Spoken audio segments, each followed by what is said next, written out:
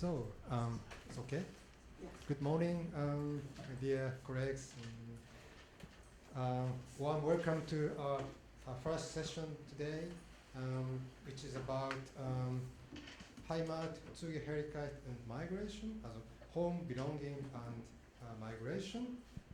This panel focusing primarily on such topics, topics such as home and migration. For example, what is home today? Divisions, communities, and connectedness, belonging and migration, colonialization and ingenuity, Native Americans and post-colonial vision, cultural identity, and legal system. Also, to discuss these topics, we have today 4 distinguished scholars from Brazilian and Poland. As a first presentation, we have Professor Dr. Hermílio Santos. He is a professor of the School of Humanities and Sociology at here PUCS, and he is also a filmmaker, which we see during his presentation. Okay, he's talking about Black heiressness, biographical narratives of 3 generations of Black women from the same family in 3 regions of Brazil that were strongly dependent of slavery. Okay. Please.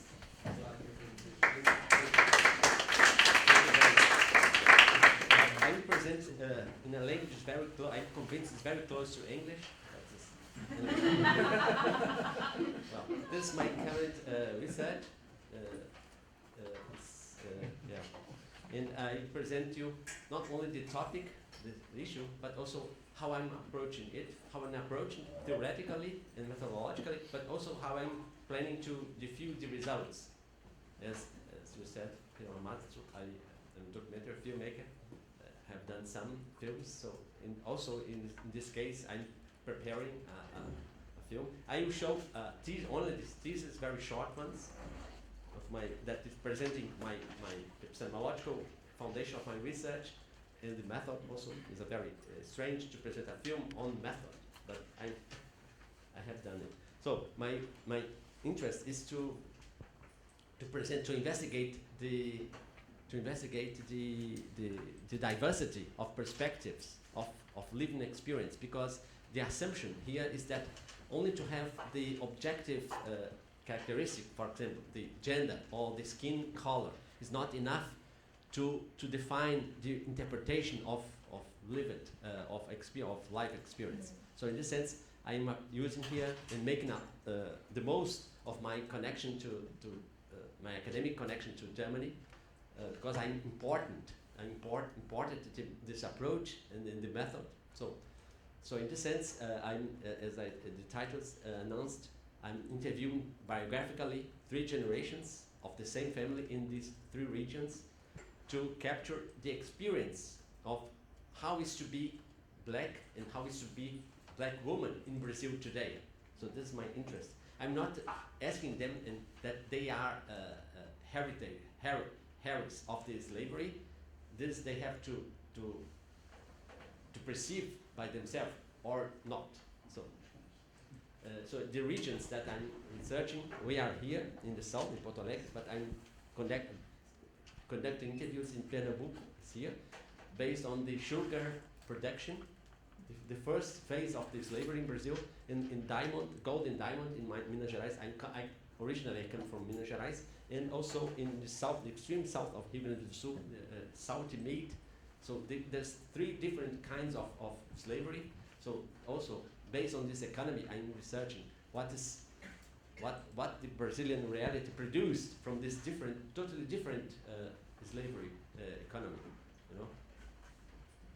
And yeah, I'm using here, the historian used the term slave, but as this kind of sociology, I'm not, because slave connected to identity. I'm not talking about identity, I'm talking about social relations. So in this sense, the term is, I'm using this slave, or in Portuguese is escravizados, you know. But they have also in German a name for this, to differentiate this kind of concepts. So the first one is the errors in the sugar cane production. I conducted also with three families there. In all the regions, I conducted with 3 families already. So, and the slavery, the black slavery started in Pernambuco with the sugar cane 3 decades after the Portuguese came into Brazil in 1534, and they last on until the 1888. So more than 300 years of slavery in Pernambuco. So, yeah. And in Minas Gerais, it was the second economic cycle because they discovered gold and then diamond.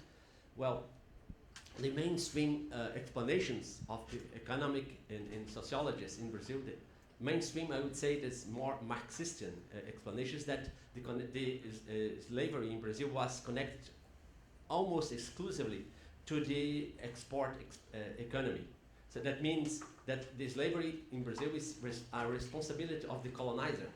In this sense, we don't, as a Brazilians, we don't have anything to do with that. But this mainstream sociology or explanations is based on logic, but not in empirical evidences. In very famous and very well-known explanations. But other researchers found different things, that after the gold and mine cycles, the import of people from Africa increased a lot. So it means that everybody in Minas Gerais or in Brazil wants to have a slave by themselves. Even former slaves wants to buy and have someone to work for them. So in this sense, that slavery in Brazil is not a colonizer issue, and also not an elite from the Brazilian elite, but from common people. Slavery was a common people strategy to deal with the work in every day. So yeah, this is what I found based on the most recent research on slavery in Brazil. So I conducted also with 3 families there. In Diamantina is the most important center for diamond exploration in Minas Gerais. And then back here in Rio Grande do Sul, well, Karl Monsma, a colleague that talked yesterday, he's also conducted many researches on the slavery in Rio Grande do Sul.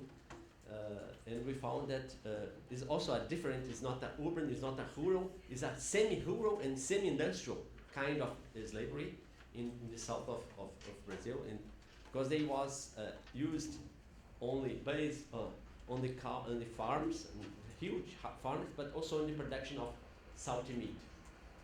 So, yeah. And as I said, I'm not only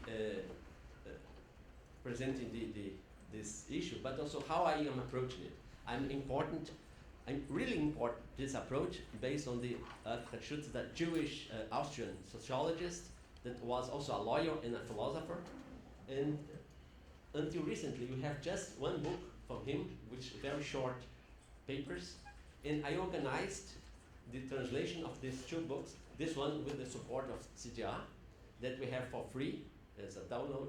So, and his PhD thesis from 1932. So now we have these 2 books. I organized the translation and review, not made myself the translation, but I reviewed every sentence of these books. And because in Brazil, this kind of sociology that focus on the experience, on the subjective experience of social phenomena is not very popular, absolutely not. So in this sense, I have to make much more effort than my colleagues that are attracted with other sociologies, mainly French sociology, for instance. So I have to be more active in trying to make connections to my students, young students, that if I want to widespread this kind of approach. But not only making books available, but also making films available to make this approach more popular, or at least well known.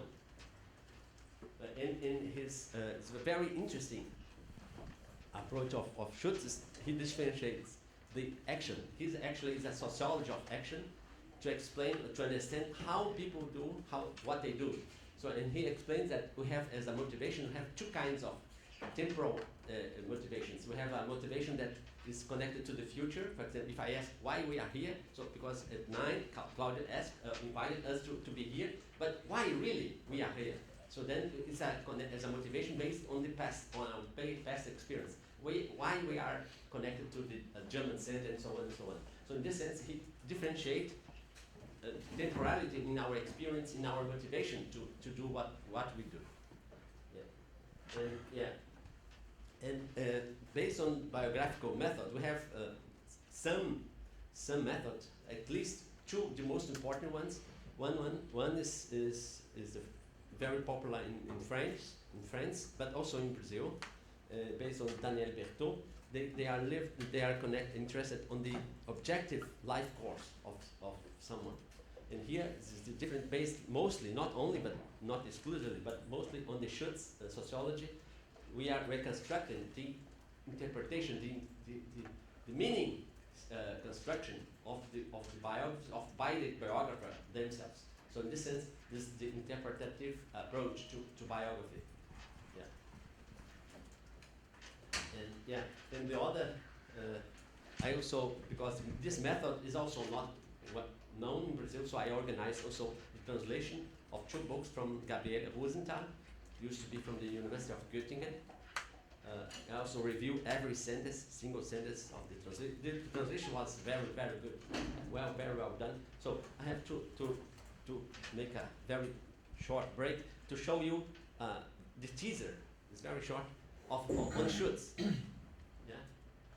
And in these films, I film myself. I carry out the luggage, the equipment myself, and film myself.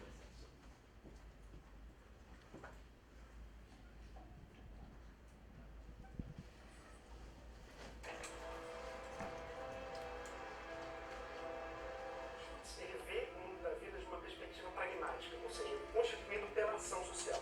El orden social no es algo externo, macrosocial y abstracto, sino que se construye también localmente en las familias en su vida cotidiana. そこをきちんとシリアスにオネスティに踏まえれば経験するっていうのは経験を統一的に組織化していくでそれを組織化する自我っていうのはじゃないかこれはもちろんこれすごいわけです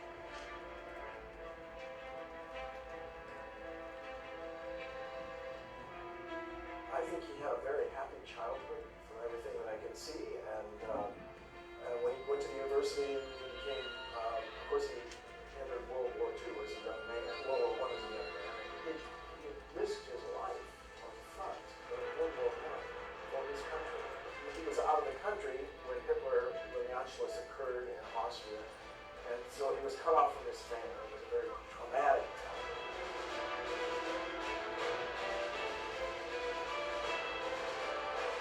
Schutzprinzipien in einem Dreieck geistiger Einflüsse. Das ist Max Weber auf der einen Seite, auf der anderen Seite ist das die österreichische ökonomische Schule und letztendlich natürlich die Phänomenologie. Wenn wir Soziologie treiben wollen, sollten wir eigentlich immer auf die Sinnadäquanz achten.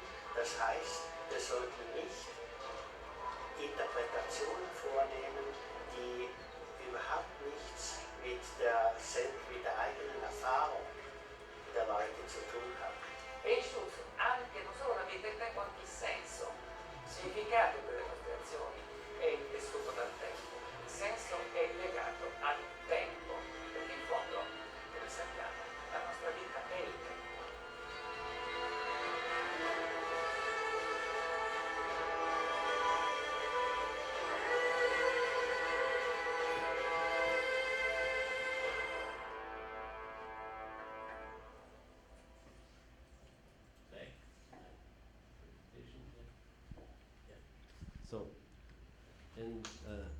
also this Hello and welcome to this video on social action Europe 2 Goffman phenomenology ethno.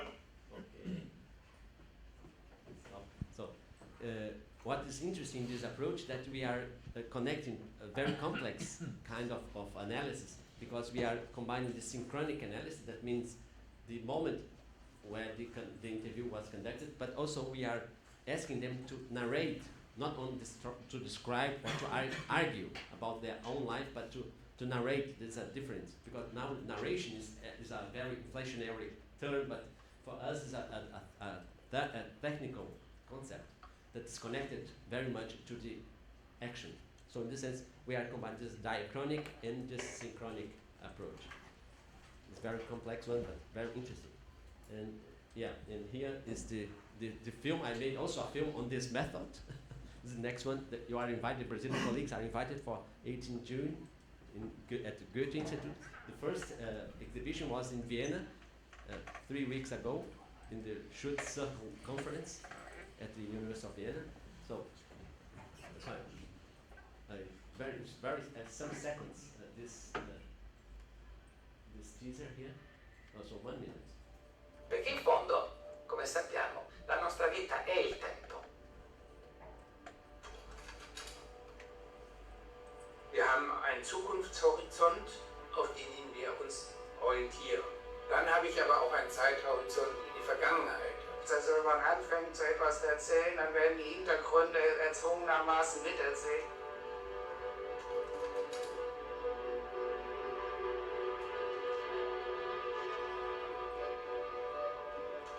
Und ich denke, das Wesentliche ist die analytische Unterscheidung zwischen präsentierter Lebensgeschichte und erlebter Lebensgeschichte. Und das narrative Interview ist ein maximal offenes Interview und gleichzeitig strukturiert. I thought of it as a trajectory. Das narrative Interview basiert ja auf der Alltagskompetenz des Zuhörens.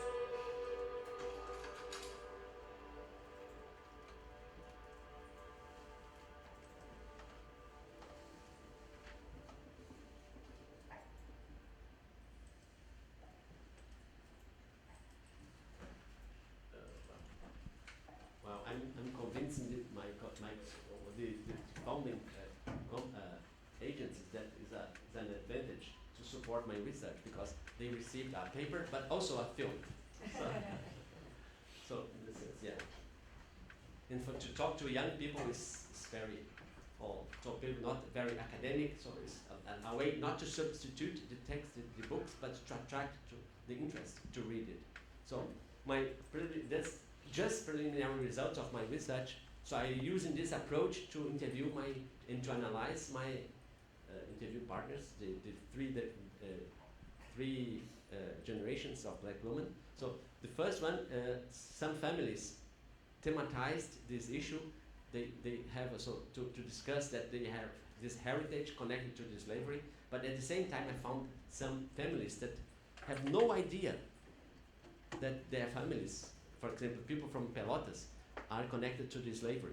They think they are as immigrants, as Italian or as Germans that are living in Pelotas. So they have two kinds of approach, the family approach, that, well, I have to understand this. I don't understand yet why they are silencing and make it invisible, this connection. I don't want to be very fast in my interpretation. I want to understand why this invisibility. Maybe they are reproducing what the Brazilian society has done, so to systematically forget about this slavery period. And it's interesting because my colleagues in Germany found almost the same result. This is just the preliminary results. They made 3 generations using the same approach, methodological approach, with 3 generations with Holocaust victims and Holocaust perpetrators, and they found the same. Some families are remembering, the other ones is a taboo, so they don't want to. And both by victims and by perpetrators as well. So it's very interesting, this connection. Well, and for the documentary film, I interviewed not only because the other films are only based on experts interviews, and this one will be combined with experts and by the females, by the families. And I interview, for example, a sociologist, a colleague of mine, of us, Fernando Henrique Cardoso, who used to be the former Brazilian president for 8 years, but Laurentino Gomes is a journalist and a writer, and most important researchers that are presenting new, brand new research with results that is not yet in the book of the schools. So I interviewed all of them, or most of them, and yeah, I went also in Ghana. In this castle was the first Portuguese castle in Africa that imprisoned people to bring to Americas. More than 1 million people were embarked from this castle to America, not only to Brazil. Yeah, here's the left, the Brazilian former president.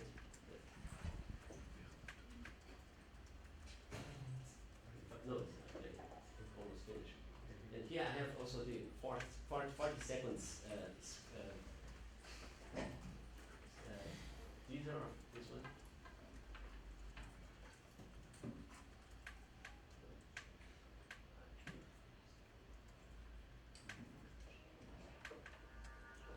O sistema escravista, ele é muito complexo, ele é muito sutil. E as mulheres desempenharam um papel muito importante. Nasci e migrei aqui, formação de São Lourenço, no município de Goiânia. Agora é quilombo, né?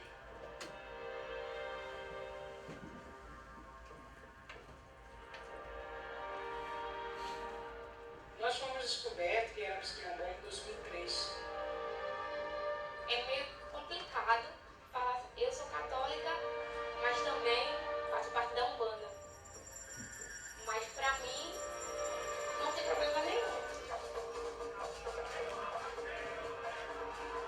É muito difícil estudar preconceito racial e manter-se isento de posições de política. Tem que ser contra o preconceito, né?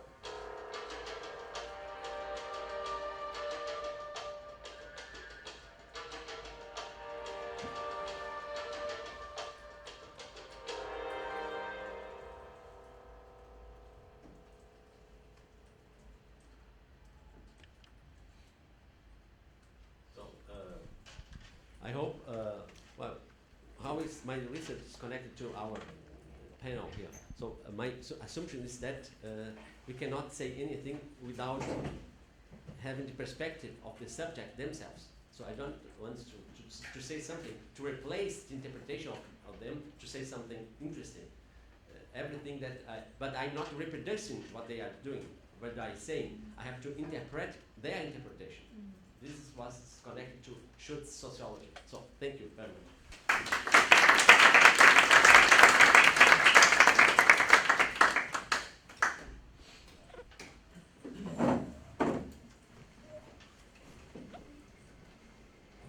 Thank you very much, Professor Santos, for your presentation. I think we here 4 presentations. After that, we get enough time to discuss these issues. And as a second speaker, we have Professor Dr. Johannes Doll. He is a professor at the Department of Education and Curriculum at the Federal University of Rio Grande do Sul. And his research field is aging and education and especially in digital inclusion and elderly leisure and again aging and financial education. He's today talking about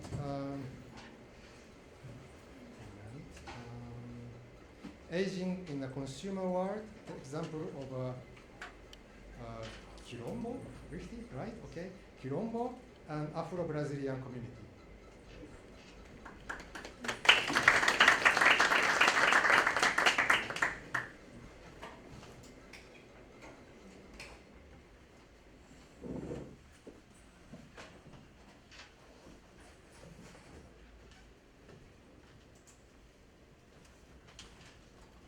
So good morning, everybody. Thank you also for the possibility to show some of our research, and I think it connects very well to what we have here before, because we will return to this term quilombo, which for Brazilian is quite well known, but for other maybe not so much. So we will know it better. Well, my speech is about the question of how elderly people are connected to the contemporary world, how they feel their belonging, because there's an aging process which changes people, and there is a world which is changing quite fast, and so how do older people feel themselves within this kind of new world? Well, two central aspects of the contemporary world are the technology, which involves quite fast. Just to think, I think 20 years ago I would not present by a computer, but maybe with the heteroprojector, other forms of presentation. So things are going very fast. Another important part of our life today is consumption. But on these two questions of technology and consumption, what does it mean to vulnerable groups, and what does it mean for older person? So to have a look at that, we will go to a group of older person in a quilombo, and its consumption practices among older people in a rural quilombo, an Afro-Brazilian community in southern Brazil. So first, what is a quilombo? We have heard about it should have something to do with slavery. Of course it has. Historically, it's the communities of Africans and the descendants who fled slavery. So they run away, they create their own communities, and there were places where they produced their livelihood and had the opportunity to reclaim their cultural and religious traditions too. The first quilombo on record was formed in Bahia in 1575. We had some new parts after the Constitution of 1988, so these places can be recognized and have some protection. They will own the place, the people who are living there, and they have some protection rights in this part. To have recognized quilombo, so it's important that it has to do with the historical trajectory. So people have auto-declared themselves as people who are living in this Colombian self-attribution, and it's important that this territory had some kind of resistance in the historical oppression they suffered. So we have quilombos not only in the outside, in the countryside, but we have quilombos also in the city. So if we can know here in Porto Alegre, we have some kind of quilombos which are recognized, and people are living there. They had some kind of protection and some benefits too. But our quilombo we'll speak about is the quilombo Palmas de Pagé. Pagé is it's not a little small town for German conditions. It's a quite big town with more than 100,000 people. For Brazilian, it's not so big. It's on the countryside. If you see here, Rio Grande do Sul, and in this part, it's close to the frontiers of Uruguay. In this area, and it's outside of the town, it's about 15, 20 kilometers outside of the city, and today there are 4 corners with about 20 to 25 families, and we cannot imagine it's well together. It's not like a village. The houses have 300 until 1 kilometer the distance from one house to the other. The region itself is rocky and steep, making it difficult to get around. This was some reason because people were fleeing there, and it was not it was possible to maintain there. The means of transport there mainly on foot, because it's quite difficult. There are horses, sometimes bicycles, some have cars, and there is sometimes a truck and sometimes a bus who will pass there who help people to get into the town or bring some food. The shopping need to be done by car or by a small truck that passes by once a week. In this Quilombo, today they're living about 60 persons, and a big part of them are older persons, so 17 persons of all the population, and it was done interviews with all of them. There are men and women aged 61 to 85 years. A part is illiterated, the other part at a very low educational level. So how is the consumption practices in this part? The food usually is bought in the city. Those who cannot get, they have to pay a fee for others to bring this food to them. So in the interviews they said, wow, once in the month I'm going there to buy something and will come back and I bring something for my neighborhood too. Practically everyone has vegetable garden or raises animals for self-sustainability. The income of the people here comes only from retirement. Most still manage their financial matters by their own, but especially women had passed it to their children or to their daughters-in-law too. So there is very little money in this community, and by the reforms of the retirement, there's a rural retirement, and people have the right to get one minimum salary, which is for these people quite important. It's the only income they have to live there. What are a big part of the financial resources is medicine. So they have problems. They get some medicine from the health post, but others they have to buy. So it's a big part of the money they have. The payments are usually made in installments, so it's not paying once, but 3-4 times, or they note there. And interesting, almost everyone has already taken out one or more loans. I will speak about that further. And interesting, they have cell phones. This was quite interesting part for us to see. That's not one or two, but of the 17, 15 have their own cell phones. And 2 divides the cell phone with their sons, with their children. However, in many cases the connection is limited, but even so the cell phones are quite important inside the community and outside the community. Inside the community it's possible to maintain the relations, because with the distances it's difficult to connect another, and this is important. And outside it's important too, to get some news, to get some information. Interesting, this information from outside comes a lot of merchandising. And all of the 16 participants, they had a cell phone, they received phone calls offering loans. Another part is important to see what does it mean elder people get loans. I know outside of Brazil it's difficult to understand why banks are offering, but in Brazil we have a very special kind of loan for pension receivers. So they get a loan, and the payment back is directly from the pension. So the banks get the money, it's quite sure for the banks, it's a big business, and the people can not pay and down their loans. Why this is a quite sure part for the banks, the interest rates are lower, but when I say lower, from comparing to other loans, it's quite high normally. So we can see in Brazil we have very high interest rates. Overdraft it's about 150% per year. For a normal bank loan it's about 70% per year. A credit card might have interest rate of 400% per year. And the credit consignado, this kind of payroll loan, is 21%.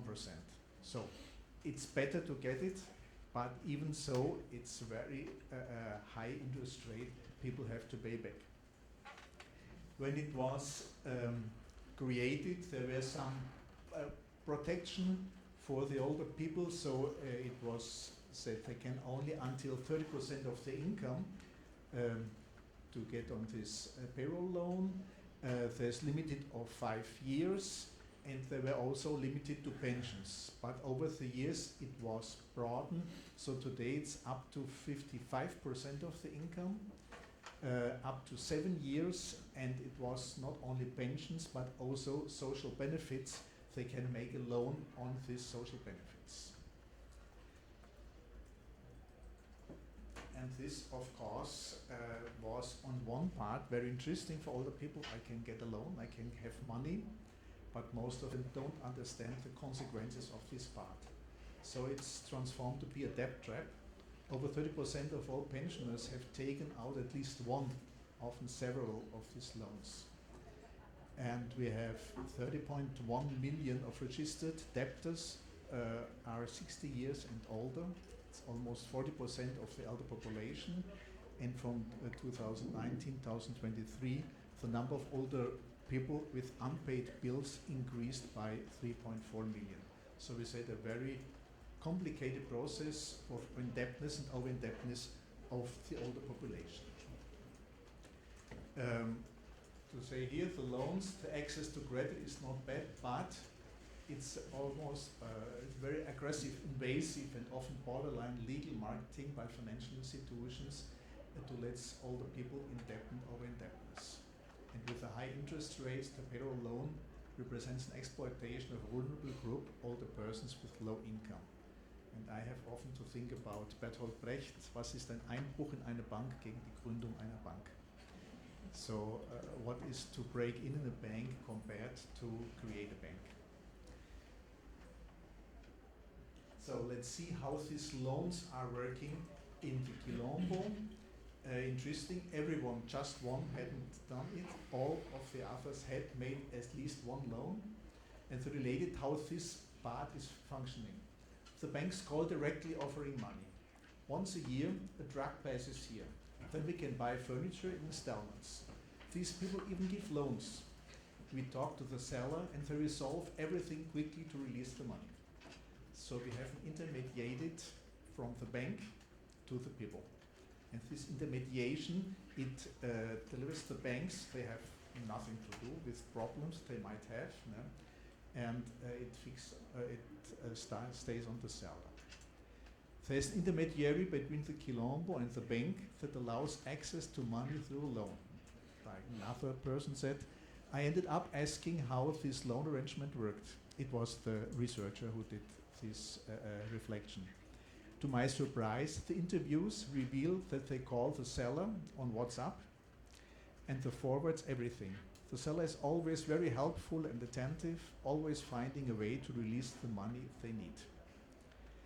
But the consequences we can see later when another woman was telling, I once took out a loan, but it was really hard to get out of the account. When I thought I was going to receive the bank, I had already taken almost everything. I'm glad my husband helped me because it was turning into a giant ball of debt. So from this not so much money, they received only a very small part of it. So getting to the conclusions, what we can say about belonging. One side, we have a very strong feeling of belonging on the Quilombo. Even considering the hard living conditions, and most of the people said they are getting better today. Before it was even worse. So one said, before we used to walk to school. We walked for hours and hours. Today we live well. We have water, we have electricity. So they're seeing something getting better. The world of consumption reaches the Quilombo, so they are included in this part of consumption. Every year, a truck from a furniture store comes along with a bank company attendant. On this day, the community purchases household appliance and retires, take out, update their loans on the financial company that operates parallel to the store. And along with the world of consumption comes financial exploitation. When the truck comes here, they offer a loan which is already deducted from your retirement. At the time, it seems good, but later things get ugly. It seems like the money doesn't yield any interest. Every day it comes in less and less. It's scary. I don't understand this bill they have. We pay and the bill never ends. So at the end, they get this sensation, and there were some who did, well, by this I will do another loan. So we can see even relatively isolated older people in Brazil are integrated into the consumer world. They have mobile phones, they have banking loans. However, they are often unaware of the looming dangers of the consumer world. So inclusion is not always good. It means here also inclusion to the risks of the consumer world. So there might be necessity of consumer protection and financial education. And just the last part, because we're not terminating the part to get the problems. Research, it was a PhD thesis, she offered financial education, and it was difficult to get to the people or get the people together, but she discovered there were a community radio which everybody was hearing.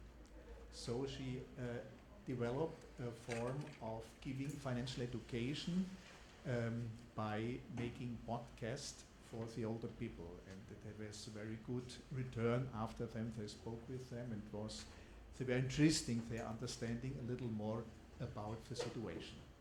Well, in this part I will tell you. Thank you very much.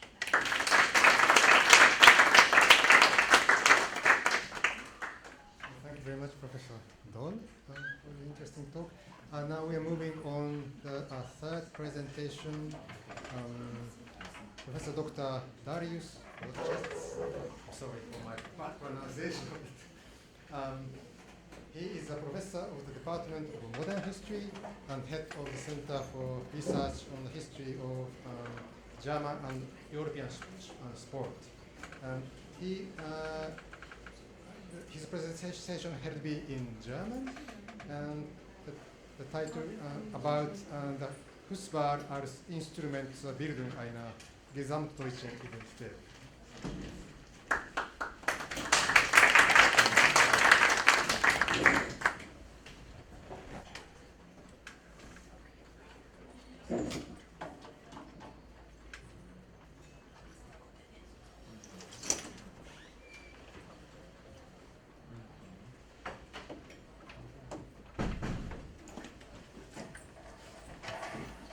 Dankeschön.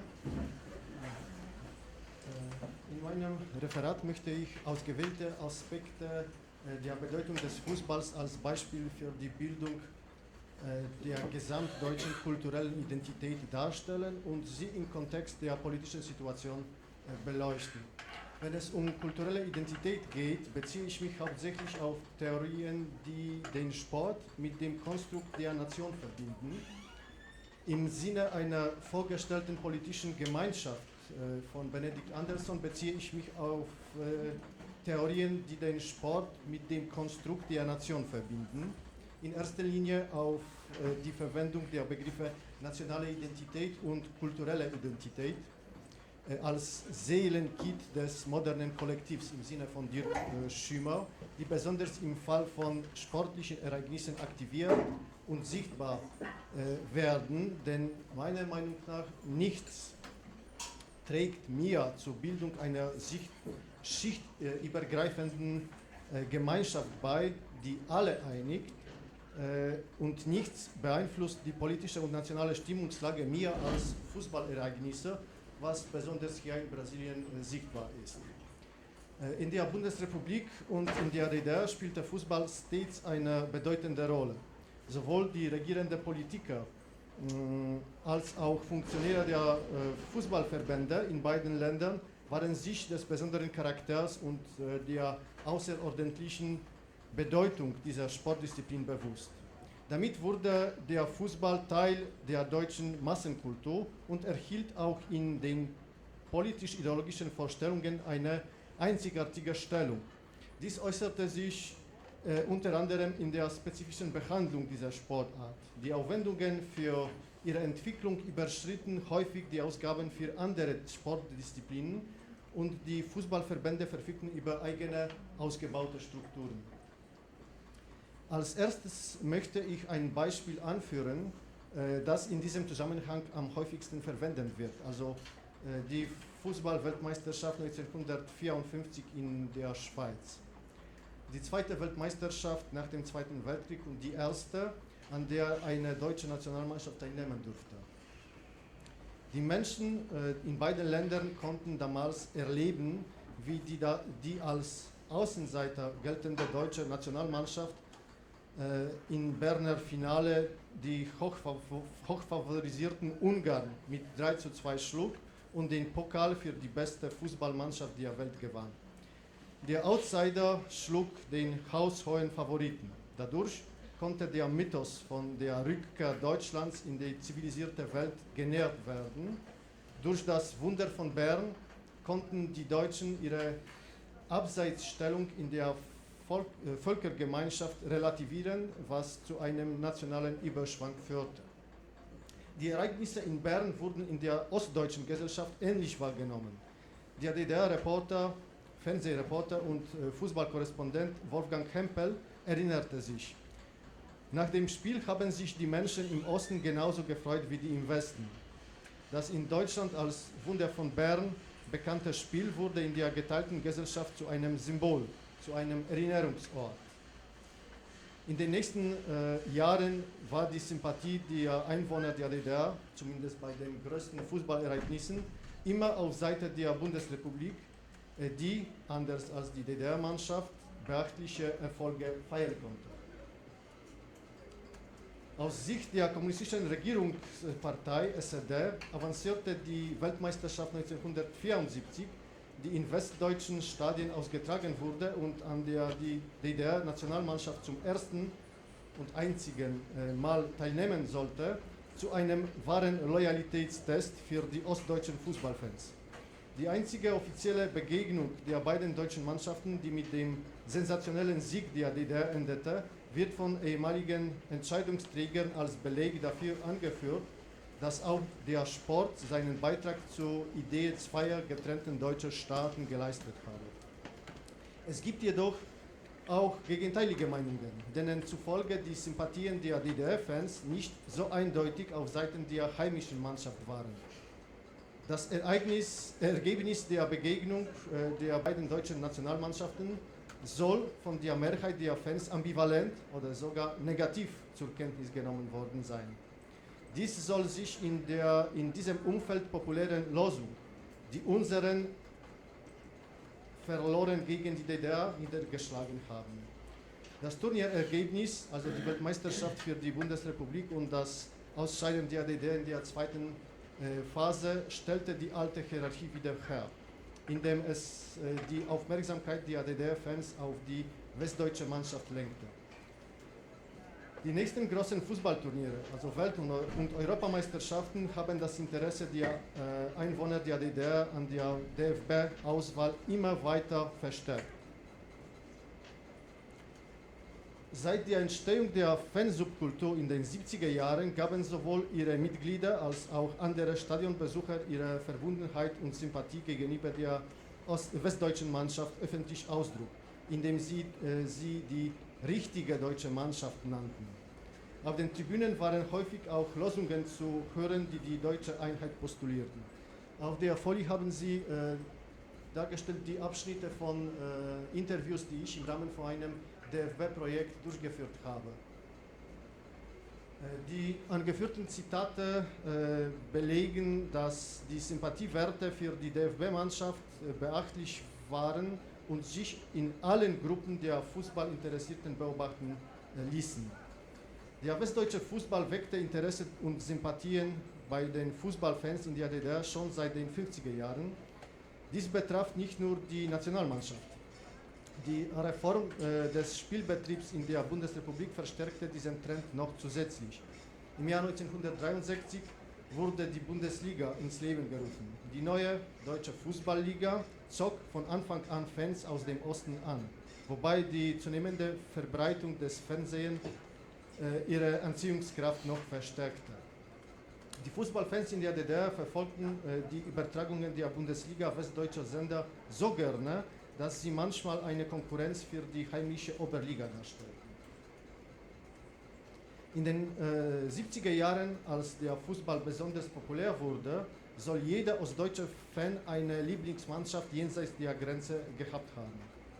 So sympathisierten einige Fans von Hansa Rostock beispielsweise mit dem Hamburger SV, die Fans von Union Berlin mit Hertha, die von Rot-Weiß Erfurt und Carl Zeiss Jena mit Bayern München und Eintracht Frankfurt und die von Dynamo Dresden mit Borussia Dortmund.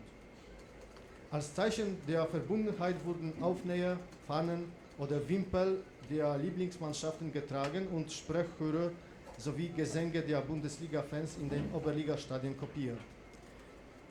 Durch die westdeutschen Medien kam man mit der westlichen Fankultur in Berührung, die man nachahmte.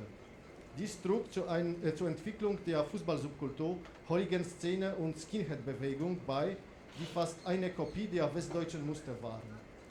Die spektakulärste Form der Unterstützung der Bundesligamannschaften durch der DDR-Bürger war, nachdem die politische Entspannung zu Beginn der 70er Jahre die Reisefreiheit innerhalb der Ostblockstaaten mit sich gebracht hatte, die Teilnahme an Spielen, die im Rahmen europäischer Pokalwettbewerbe im sozialistischen Ausland ausgetragen wurden. Ab Mitte der 70er Jahre erfreuten sich Auswärtsspiele der Bundesliga-Vereine, die in sozialistischen Staaten ausgetragen wurden, größere Beliebtheit. Trotz Restriktionen durch die Grenzpolizei, die Volkspolizei und die Staatssicherheitsdienst Stasi konnte fast jedes dieser Spiele auch von Fußballfans aus der DDR live mitverfolgt werden.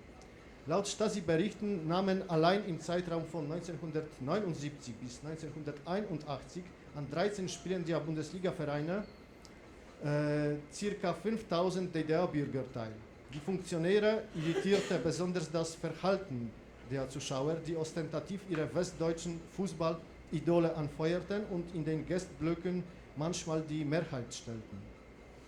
Ein gutes Beispiel für die Identifikation der Fans aus dem Osten mit dem westdeutschen Fußball war die Freundschaft zwischen den Anhängern von Union Berlin aus dem Osten und Hertha Berlin aus dem Westen. Die Fans aus dem Osten identifizierten sich mit der Mannschaft auf der anderen Seite der Mauer und sympathisierten mit ihr. Mitte der 70er Jahre kam es zu einer Intensivierung des Interesses und zu ersten persönlichen Kontakten zwischen größeren Fangruppen. Diese Zuneigung manifestierte sich in Hertha-Vereinsliedern, die im Stadion von Union gesungen wurden, sowie in Losungen und Sprechchören, die die Freundschaft der beiden Vereine betonten. Die Freundschaft der Anhänger beider Vereine war in der deutschen Fanszene auf beiden Seiten der Grenze bekannt. In ihre Fußstapfen traten später auch Fans anderer Mannschaften, indem sie persönliche Kontakte und Freundschaften knüpften. Diese erreichten jedoch nie die Intensität der Beziehungen zwischen den Hertha- und Union-Anhängern. Der Fußball wurde als Instrument zur Bildung einer gesamtdeutschen Identität oder zur Unterstützung des Konzepts der zwei deutschen Nationen und der Bildung einer separaten ostdeutschen Identität gesehen, je nach aktueller Situation und politischen Zielen. Der Fußball war aber eine Sportart, deren Rezeption in der DDR den Erwartungen der politischen Entscheidungsträger nicht gerecht werden konnte. Aufgrund der Identifizierung der DDR-Bürger mit dem anderen deutschen Staat sowie des Mangels an internationalen Erfolgen der Nationalmannschaft der DDR konzentrierten sich das Interesse und die Sympathie der Fußballfans auf den stärkeren westdeutschen Fußball. Fußball neben elektronischen Medien, vor allem Fernsehen, war ein Faktor der Identitätssicherung und half, eine kulturelle Einheit der deutschen Nation zu bewahren. Trotz 40-jährigen Teilung war er ein Indiz für eine gesamtdeutsche Identität. Unzweideutige Haltungen gegenüber der Nationalmannschaft der Bundesrepublik und Bundesliga-Vereine waren sowohl Ausdruck einer Identifikation mit diesem Staat als auch eine Form der Illoyalität gegenüber der DDR. Hier besteht auch die Frage, ob die Fankultur diese Rolle auch nach der Wiedervereinigung gespielt hat. Vereinigtes Deutschland war ein beliebtes Einwanderungsland für große Gruppen von Migranten. Der Fußball wurde dann zu einer Antwort auf die Herausforderungen der Migrationsprozesse und ihre Folgen in Form von Eingewöhnungsproblemen. Der deutsche professionelle Fußball, besonders nach der Wiedervereinigung, in großem Maße von Migranten bzw. Spielern mit Migrationshintergrund bestimmt wird, konnten dank der Identifikation mit einem Fußballclub oder Nationalmannschaft nationale Identitäten und soziale Bindungen geschaffen werden. Der Fußball wurde also zu einem Metaort der sekundären Berufung der Identität. Als Beispiel können die Weltmeisterschaften 2006 und 2014 hier geführt werden, in denen die Spieler mit Migrationshintergrund gespielt haben. 2006 die besten deutschen Spieler waren zwei Pole, also Lukas Podolski und Miroslav Klose, und 2014 neben der Spieler mit polnischen Wurzeln auch Jerome Boateng, Mesut Özil oder Ilkay Gündogan. Und der Sieg 2014 war dann als ein Argument für die Willkommenspolitik während der Migrationskrise benutzt. Und damit fertig. Dankeschön.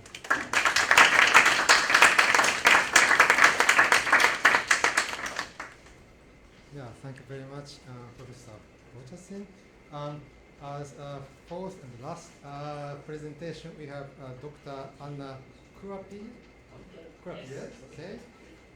She is an assistant professor at the Department of Social and Economic Sciences, Willy Brandt Center for German and European Studies, University of Wrocław. She earned her PhD in Humanities and History from the same university in 2013. She is today talking about belonging in the post-migration region, the trans locality of Niedersilesia and Lower Silesia. Yes, thank you. Thank you very much.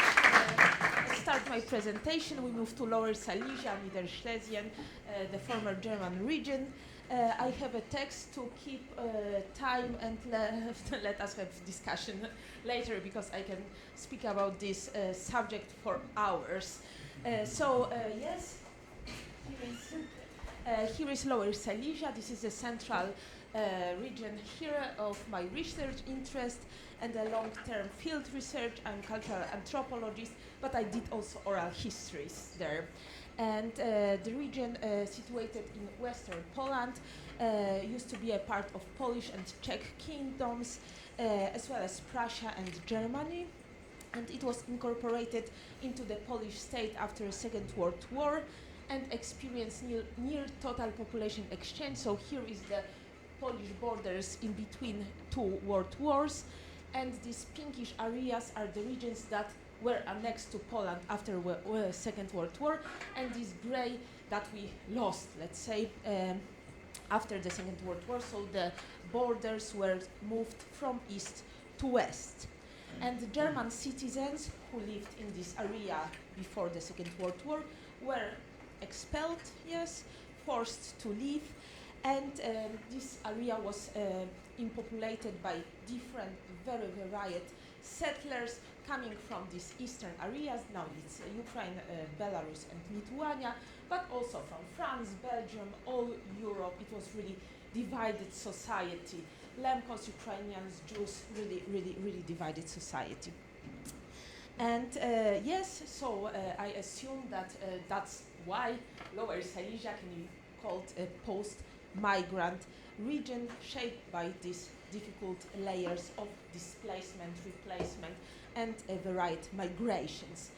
And in the immediate post-war decades, the region was subject of top-down policies of so-called de-Germanization, including the erasure of German place names, architecture, and cultural symbols. New residents often experience a deep sense of temporariness, because they were till 70s, let's say, uncertain about whether this territory would remain Polish, maybe Germans will come back, and they also hoped maybe everything would come back to the situation before the war. Over time, both state-driven and grassroots processes of homogenization contributed to the formation of a Polish national narrative in the region, one that excluded the complex pre-war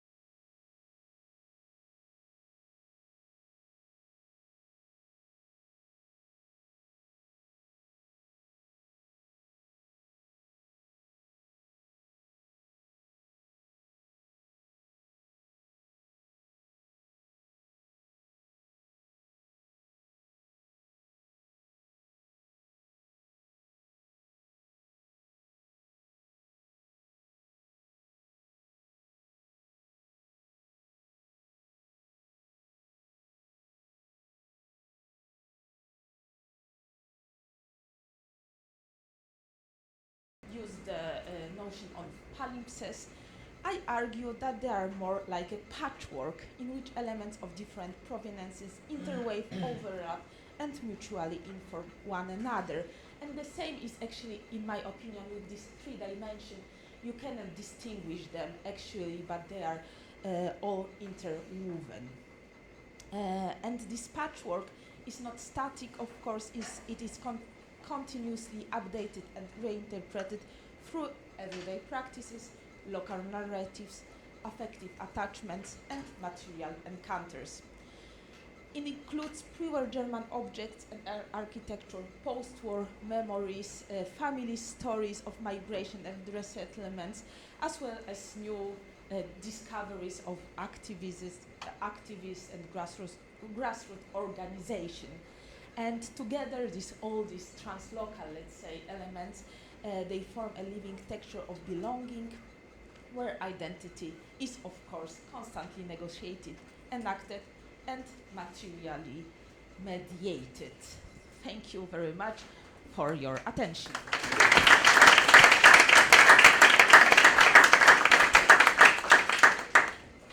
Good, thank you very much. We have 20 minutes for discussion. I would suggest we gather some questions to save some time. Questions, comments?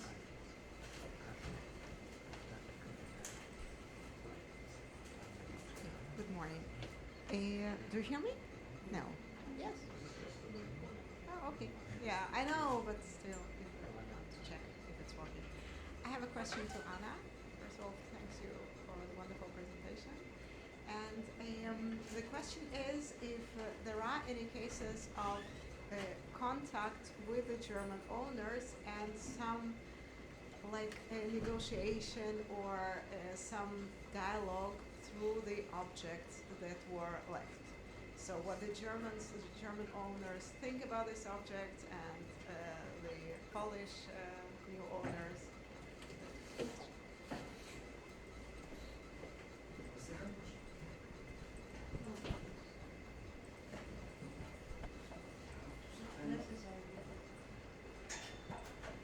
Thank you.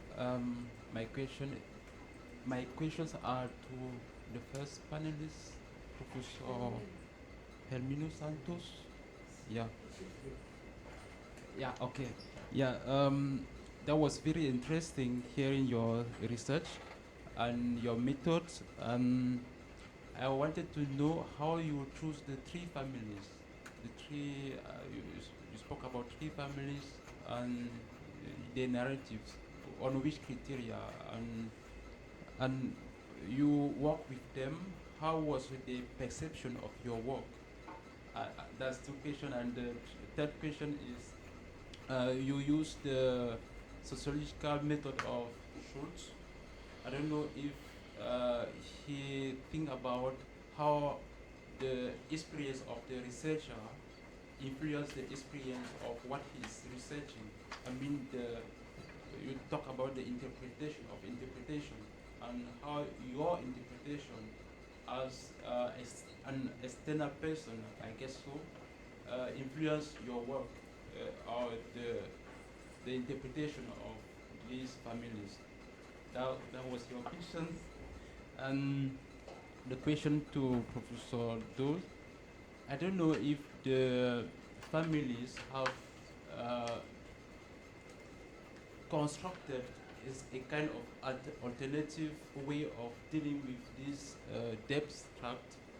I guess, and you said children are going to school, they are scholarized, they understand, I guess, so more this financial system. Are there like children and adult relationship that are constructed in this area of Columbus? Thank you. And another question?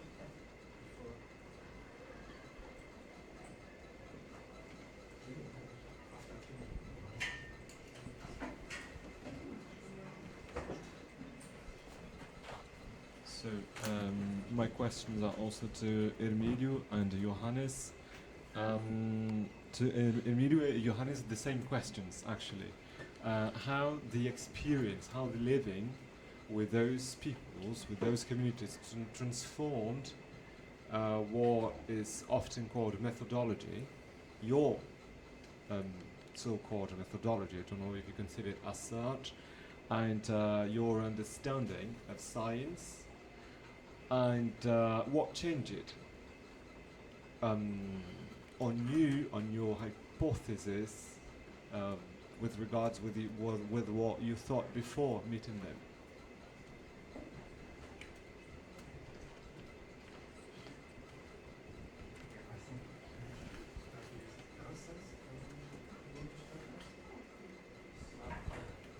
Thank you for the questions. Some questions are very difficult. Well, the first, how the criteria I used. First one, they should be recognize themselves as black. And the oldest person of woman of this family should be from one of this place. Was born in Pernambuco, in Minas, or in Pelotas in the city. So then I asked them if they have 3 generations of female in the family. If I first contact is the grandmother, older or 60 years old woman, I asked if she had a daughter and a granddaughter, and so it was not criteria. It's just if they want to give me an interview, and I told about I'm interviewing black women in the region, just that. This was the criteria. No, have to be female and recognize themselves as black. That is only criteria I used. And the second question is, how do they perceive your work when? Well, I asked by the end. I asked them if what they feel or how they think. If I'm not black, I'm not a female. How they feel to I'm doing this research in this field. So they all of them, 100% said they are very honored to be part of the research, because some a white colleague of mine, she's from the elite of my city, and now she's a diplomat in Berlin. Said that she was uncomfortable that I was doing research on black women. Well, actually, sociology was developed to understand the other, not necessarily the same. So in this sense, I can conduct research on every possible person if I have explicit my method. So regarding the second question, then how I actually in this kind of research approach, I'm not starting with the hypothesis previously. These are based on inductive and inductive. Reconstructed biographical narrative is a kind of inspired on grander theory. That means on Charles Sanders Peirce from the 19th century. So that I'm not going with my hypothesis or theories. So in this sense, Schutz is not a theory. It's just an epistemological foundation of my method. Just that. So because Schutz didn't have nothing to say about my own research. He have done no empirical research. So it's a theoretical or epistemological approach. So this the second question you said, how I feel or how it changed. So I discovered new things. So don't change because I really don't have a previous hypothesis to test or to verify. So yeah. And then for Thank you for your question. And yes, the objects played a role in later in Polish-German relations, and of course we can say about them as a gift. It's really connected with a basic of anthropological theory. So sometimes it happens that a German family come and they received a gift something from the previous house, or very often it's the second generation of Germans, yes, who were expelled, and or there is this mutual change of gifts. For instance, the German family is later on sending the old photos of the house to reconstruct it, But we have also this one very meaningful example which lead us to another assumption, but it was not enough time to speak about that. The story of a woman, a Polish woman, her family was rich, wealthy family from Lviv, and they were of course expelled from Lviv and had to settle in Wrocław, and they took a house of also wealthy German family, and it wasn't very common because very often the wealthy houses were taken by the lower classes.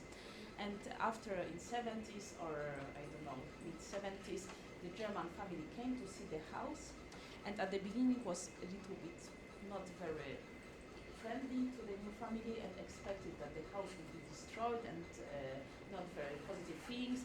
But later on they were speaking and they started to showing the history of family, and when German family saw that the Polish family was also wealthy, they had photos with cars from before the war and so on, they felt like assured, okay, so they can really well maintain our property, and they left to Germany with this feeling, okay, the house is in good hands.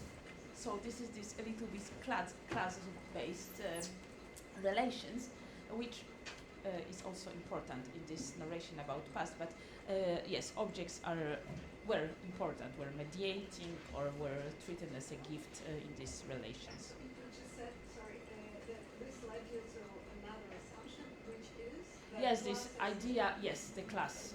That class is sometimes even more important than nationality. This assumption that the same class come to the same class, you know, that there is this, so yes. Thank you.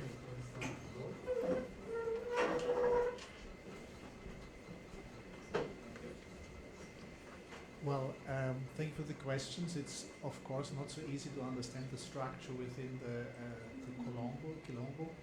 The family structures, they are families together normally, but there were older people, there were older men who were living alone, there were older women who are living alone or together with their family, and they have sons, they have daughters, they have grandchildren, so we can see that there's a kind of solidarity between the generations. So there is on part the elder generation, they get some money. I've spoken in this region, to have money is normally people don't own a lot of money and they have a retirement.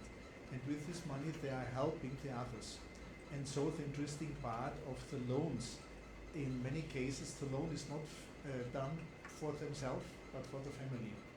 So there was one case with the loan, they bought an old car to help the family to make his way.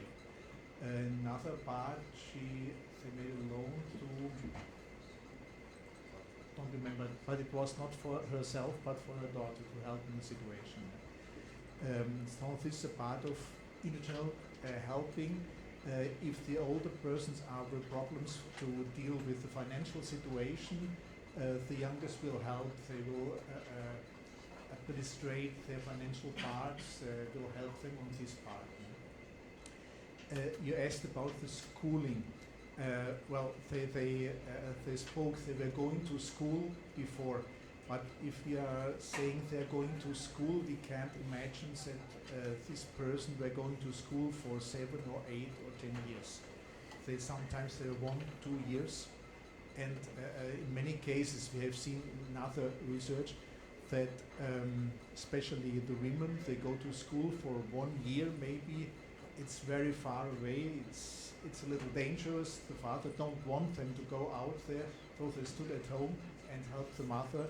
And so they have 1, 2 years of schooling, which not permits to understand actually the financial situation and the financial way they are doing today.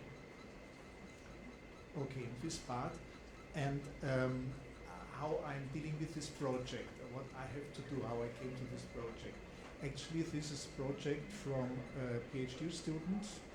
Now she's doctor yet, she's professor too.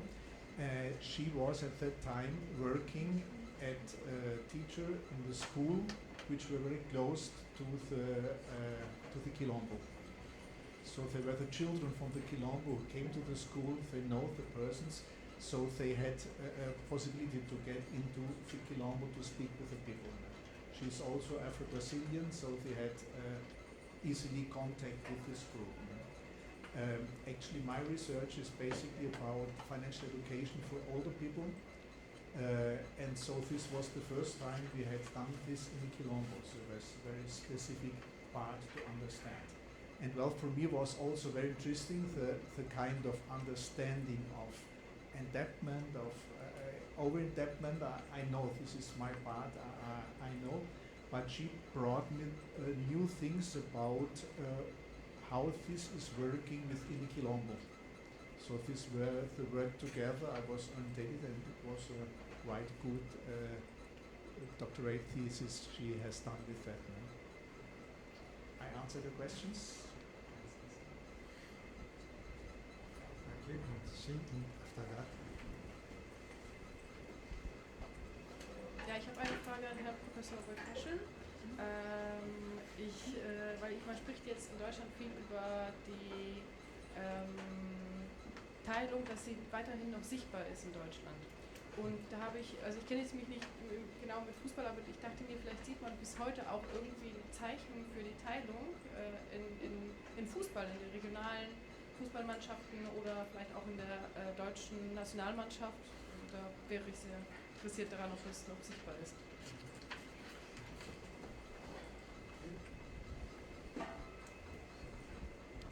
Ja, vielen Dank. Ich habe auch eine Frage zu diesem interessanten Vorgehen. Es war ja ist German okay? Ja, Entschuldigung, ist gerade Deutsch gesprochen haben, angesprochen, dass das zur Lehre auch genutzt wird. Das würde mich interessieren, wie diese Dokumentarfilme dann in den Lehrveranstaltungen methodisch eingesetzt werden und was die Erfahrungen damit sind.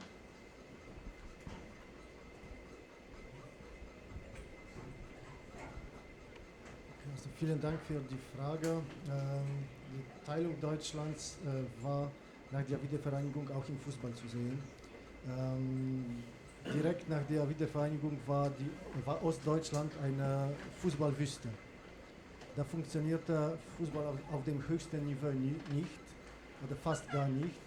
Erst seit einigen Jahren spielen 2 Clubs aus dem östlichen Teil von Deutschland in Bundesliga. Das ist ein traditioneller ostdeutscher Club, also Union Berlin, der auch in der DDR relativ populär war, obwohl fast keine Erfolge hatte. Und RB Leipzig, also eine Fußballfirma, die mit dem Red Bull verbunden ist. Und das funktioniert auch nicht nur in Ostdeutschland, aber im ganzen Deutschland nicht als ein typischer und populären Fußballclub wegen dieser Kontakt, dieser Verbindung mit großen Wirtschaft. Aber die Teilung ist auch bis heute zu erkennen.